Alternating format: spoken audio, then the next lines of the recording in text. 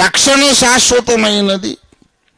కానీ ఎవరికి ఇస్తాడు ఈ రక్షణ అంటే చిన్న తిరకాసు పెట్టాడు, తనకు విధేయులైన వారందరికీ. కనుక ఆయనకు విధేయులమగుట ద్వారా రక్షణ పొందుతున్నాము.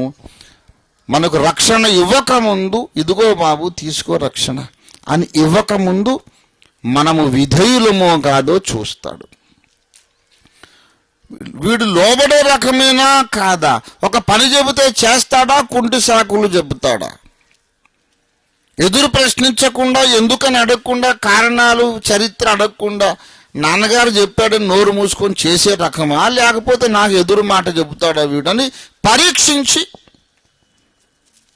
మనము విధేయులమని ఆయనకు లెక్క తేలినప్పుడు, నిరూపణ దొరికినప్పుడు, రుజువైనప్పుడు, నాయనా మెచ్చానురా నిన్ను నా కుమారుడా, నా కుమార్తె, నీవు నాకు నచ్చావు, ఇదిగో తీసుకో నిత్య రక్షణ అని ఇస్తాడు. తర్వాత ఆ రక్షణను మన దగ్గర నుంచి లాగేయడానికి 1,000,000 మంది సైతానులకైనా చేత కాదంతే. దేవునికి స్తోత్రం కలుగును గాక. విధేయులమని నిరూపించబడితే నిత్య రక్షణ ఇస్తాడు. రక్షణ ఇవ్వకముందే మన విధేయతను పరీక్షిస్తాడు. ఎలాగా? ఒక ఆజ్ఞ ఇచ్చాడు, బాప్తిస్మమే ఆ ఆజ్ఞ. బైబిల్లో ఉన్న ఆజ్ఞలన్నిటిలోనూ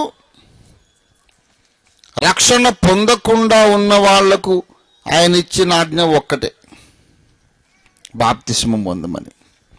మిగతావన్నీ రక్షణ పొందిన తర్వాత ఎడతెగక ప్రార్థన చేయుడి, దశమ భాగములియుడి, దివారాత్రము వాక్యము ధ్యానము చేయండి, సువార్త ప్రకటించండి, సమాజముగా కూడుకొనుడి.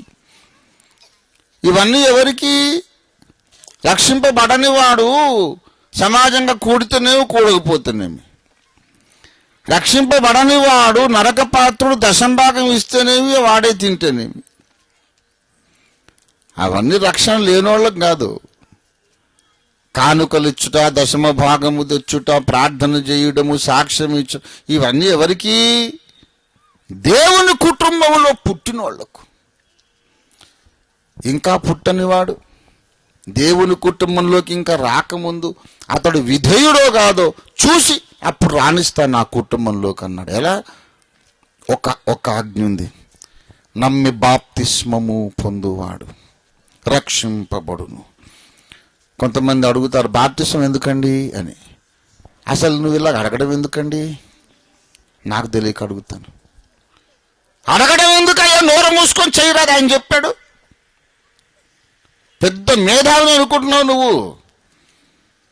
యేసు ప్రభు వారు బాప్తిస్మం పొందాడు, పొందమని చెప్పాడు. నేను పొందాను, పౌలు పొందాడు, బిల్లీ గ్రాహం గారు పొందారు, జాయిస్ మేయర్ అమ్మ పొందింది.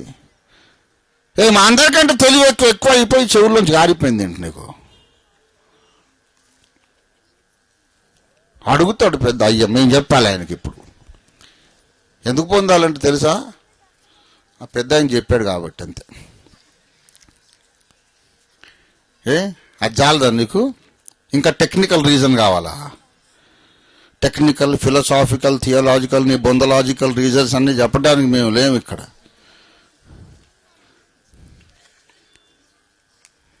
ఆయన చెప్పాడు, నోరు మూసుకొని చెయ్యాలంతే.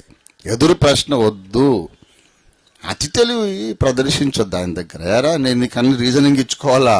నేను చెప్తే చేయవు.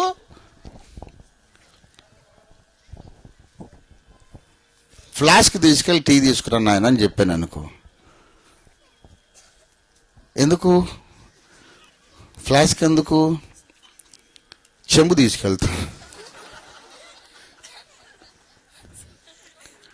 టీ ఎందుకు? కాఫీ తెస్తాను అని బోర్న్విటా ఇంకా మంచిదిగా. ఇవన్నీ అతి తెలివి మాట్లాడితే వాడిని ముందు నువ్వు ఊస్ట్రా, అసలు వద్దు నువ్వు నా దగ్గర అంటాను. నాకు తెలుసు, నాకు ఏది కావాలో నాకు తెలుసు, నేను చెప్పింది చెయ్యాలంతే. చెప్పింది చెయ్యాలి, అదే విధేయత. ఎదురు ప్రశ్నించకూడదు. బాప్తిస్మం పొందమంటే పొందాలి. ఆయన చెప్పాడు కాబట్టి పొందుతున్నామంటే అంతకన్నా పెద్ద రీజన్ మనకు అక్కరా లేదు. దాని వెనక ఉండొచ్చు. డాక్టర్ గారు మందు రాశారండి, ఇదెందుకు? ఈ మందు ఎర్రగా ఎందుకు ఉంది? ఇది ఇందులో ఎందుకు పెట్టాడు, ఇది ఇంతలా ఎందుకుంది, ఇది నువ్వెందుకు రాశావు, నేను ఎందుకు ఇది మింగాలి అని పిచ్చి పిచ్చి మాటలు మాట్లాడితే ఎందుకు మింగాలి, నేను నోట్లో మింగను ముక్కులో పెట్టుకుంటాను అంటే తెలివి అది. కొంతమంది దేవుని దగ్గరకు వచ్చి ఇలాంటి ప్రశ్నలు అడగడానికి ముఖ్య కారణం ఏంటంటే ఒంట్లో భయం లేదు. ఒంట్లో భయం లేదు. ఎవరితో మాట్లాడుతున్నావు నువ్వు? భూమి ఆకాశములను సృజించిన వానితో మాట్లాడుతున్నావు. ఆయనకు రవ్వంత కోపం వస్తే ఒక క్షణములో నేను నిత్య అగ్నిలోకి విసిరివేయగలిగిన అధికారితో మాట్లాడుతున్నావు. ముఖ్యమంత్రి దగ్గర పోయి అలా మాట్లాడతారా? గవర్నర్ దగ్గరికి పోయేటప్పుడు అంతా చెకప్ చేస్తారు, మొత్తం చేసి మెటాలిక్ పీసెస్ ఉన్నా, ఎవరి దగ్గర సిగరెట్ లైటర్స్ ఉన్నా, లేకపోతే మొబైల్ ఫోన్స్ ఉన్నా అన్నీ బయట పెట్టేస్తాం. అక్కడ ఆర్గ్యుమెంట్ చేసామనుకోండి, ఎందుకు తీయాలి ఇవన్నీ, మీదేం పోయింది, నేను డబ్బులు ఇచ్చి కొనుక్కున్నాను, నాది నా ఇష్టం, ముందు బయటకు నడవంటాడు. ముఖ్యమంత్రి దగ్గర ఆర్గ్యుమెంట్లు కుదరవు, గవర్నర్ దగ్గర కుదరవు. మామూలు ఎస్ఐ దగ్గర పోయి కూడా ఆర్గ్యుమెంట్ చేయడేవాడు కూడా భద్రంగా భయంగా నిలబడతాడు. ఆయన ఏం చెప్తే అది చేస్తాడు. అలా కాదండి, అలాగెందుకంటే ముందు వీళ్ళు లోపల కూర్చోబెట్టి అంటాడు. ఏదన్నా కేసు రాయగలడు నీ మీద, నన్ను దూషించాడని, చెడ్డ మాట్లాడినాడని దొంగ కేసు అన్నా రాసి లోపలనే పెట్టగలడు. ఎందుకు వచ్చిన గొడవ, సమాధానంగా బయటికి వెళ్దాం అనుకుంటాడు. ఒక ఎస్ఐకి ఇచ్చినంత విలువ, ఒక పోలీస్ ఆఫీసర్కి ఇచ్చినంత విలువ నువ్వు ఎస్ఐకి ఇవ్వవా? అడగడమా నాకు చాలా ఆశ్చర్యం. అడుగుతారు, ఎలా అడుగుతారు నాకు అసలు అర్థం కాదు. జవాబు చెప్పడం ఏంటి? నేను చెప్పగలను, నేను జవాబు చెప్పలేని ప్రశ్న ఇప్పటిదాకా ఎవరు నన్ను అడగనే లేదు. నేను చెప్తాను, చెప్పలేక కాదు, కానీ ఎందుకు జవాబు చెప్పాల్సిన పరిస్థితి ఎందుకు వచ్చిందంటే అబ్రహాములో ఉన్న విశ్వాసం అతడిలో లేనందుచేత. అబ్రహామా, నీకు ఒక్కగానొక్కడై ఉన్న కుమారుని నాకు దహన బలిగా అర్పించుము అంటే ఎందుకు? నువ్వే కదా వాడిని ఇచ్చావు, ఇచ్చి మళ్ళీ ఇట్లా అడగడం న్యాయమా? నీకు పుట్టిన వారి ద్వారా లోకమంతా ఆశీర్వదిస్తాను, వాడిని చంపేస్తాలా ప్రభువా? నువ్వంతా మర్చిపోయినట్టున్నావే, మళ్ళీసారి ఆలోచించుకో. అది కాదు, ఇంకో మాట చెప్పు. వాడెందుకు, నీకు 1000 గొర్రెలను ఇస్తానుగా అని ఇది సోది మాటలు మాట్లాడలే. చిత్తము ప్రభు అన్నాడు, వాడిని తీసుకెళ్ళాడు, కాలు చేతులు కట్టేశాడు, కత్తి లేపుతానే ఉన్నాడు. అది విధేయత. అప్పుడు అన్నాడు, నీవు దేవునికి భయపడు వాడవని ఇందు మూలముగా నాకు కనబడుచున్నది. బాప్తిస్మం ఎందుకు అని అడిగేవాడిని చూసి అంటాడు, నీవు దేవునికి భయపడని వాడవని ఇందు మూలంగా నాకు కనబడుచున్నది. దేవుడి దగ్గర అతి తెలివిగా మాట్లాడితే మన పప్పులు ఉడకవ ఆయన దగ్గర, నా దగ్గరే ఉడకవండి. నా దగ్గరికి ఎవరు ఎందుకు వచ్చి మాట్లాడరు? నా దగ్గర తుపాకు ఉందా, కత్తి ఉందా, బాంబు ఉందా? ఓఫీర్ గారి ముందు రమ్మంటే మాట్లాడమంటే ఒక్కడు రాడు. 34 సంవత్సరాల నుండి పిలుస్తున్నాం, ఎందుకు రారు? అబ్బాయి ఆయన గెలవనీడండి అని. సరే నేను అడుగుతున్నాను, నాతోనే గెలవలేరు కదా, మరి ఆయనతో ఎలా గెలుస్తారు?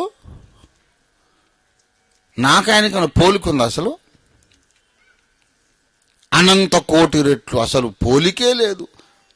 ఆయన అనంత జ్ఞాని. ఆ అనంత జ్ఞాని దగ్గర మన ఆర్గ్యుమెంట్లు గెలుస్తాయా? ఆయన సమాధానం చెప్పడు కూడా. మా పాస్టర్ గారులను చిన్నప్పుడు మేము ప్రశ్నలు అడిగితే జవాబు చెప్పేవాళ్ళు కాదు.